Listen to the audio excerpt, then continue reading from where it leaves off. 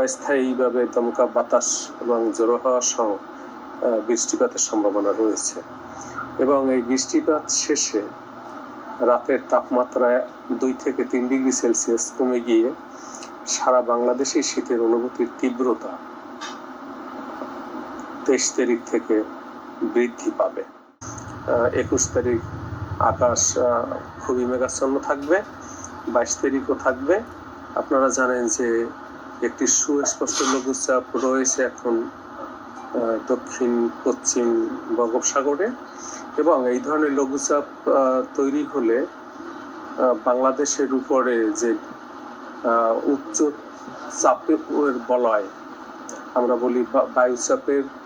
একটা বলয় থাকে ঊর্ধ্বচাপের, সেটি এখন পশ্চিমবঙ্গ পর্যন্ত বিস্তার লাভ করেছে। এই ধরনের উচ্চচাপ বলয় যখন পশ্চিমবঙ্গ, বাংলাদেশ আবার কোনো কোনো সময় একদম সেন্ট্রাল পার্ট পর্যন্ত বিস্তার লাভ করে, তখন শীতের অনুভূতির তীব্রতা বাড়তে থাকে। এই সুস্পষ্ট লঘুচাপ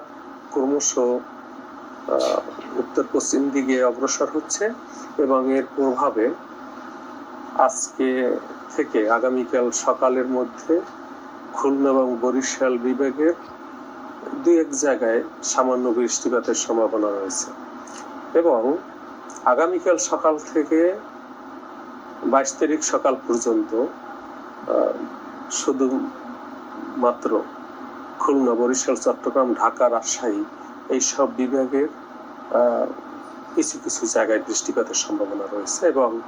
রংপুর, ময়মনসিংহ এবং সিলেট বিভাগের 2-1 জায়গায় অস্থায়ীভাবে দমকা বাতাস এবং ঝোড়ো হাওয়া সহ বৃষ্টিপাতের সম্ভাবনা রয়েছে এবং এই বৃষ্টিপাত শেষে রাতের তাপমাত্রা 2 থেকে 3 ডিগ্রি সেলসিয়াস কমে গিয়ে সারা বাংলাদেশে শীতের অনুভূতির তীব্রতা 23 তারিখ থেকে বৃদ্ধি পাবে এবং শীতের অনুভূতিও বৃদ্ধি পাবে। আপনারা জানেন যে এই ডিসেম্বর মাসে বাতাস কিন্তু সিলেট এবং তার পার্শ্ববর্তী এলাকা থেকে উত্তরা বাতাস থাকে এবং রাজশাহী, রংপুর, খুলনা, যশোর, সাতক্ষীরা এইসব অঞ্চলে বাতাসটা থাকে উত্তর পশ্চিম দিক থেকে। সুতরাং ভৌগোলিক কারণে এই এবং রাতের ব্যক্তিকাল বেশি হওয়ার কারণে সাধারণত ফুটিলা হিমালয় থেকে শীতের হিমেল কনকনে বাতাস ক্রমশ বাংলাদেশের দিকে বিস্তার লাভ করার সম্ভাবনা রয়েছে এবং তুলনামূলকভাবে বাংলাদেশের তাপমাত্রা একটু বেশি থাকলে তার সাথে পশ্চিম দিক থেকে আসা বাতাসের সাথে সংমিশ্রণ হওয়ার সুযোগ সৃষ্টি হবে এবং বাংলাদেশের তাপমাত্রা কমে গিয়ে রাতের এবং দিনের তাপমাত্রার পার্থক্যকে অবনমন করতে পারে এবং শীতের অনুভূতির তীব্রতা বৃদ্ধি করতে পারে। আগামীকাল থেকেই আকাশ মেঘাচ্ছন্ন শুরু হবে। 21 তারিখ আকাশ খুবই মেঘাচ্ছন্ন থাকবে,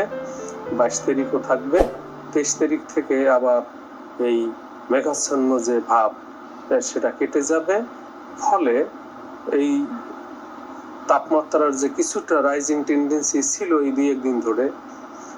সেটা কমে গিয়ে 2 থেকে 3 ডিগ্রি সেলসিয়াস তাপমাত্রা রাতের তাপমাত্রা কমে যেতে পারে।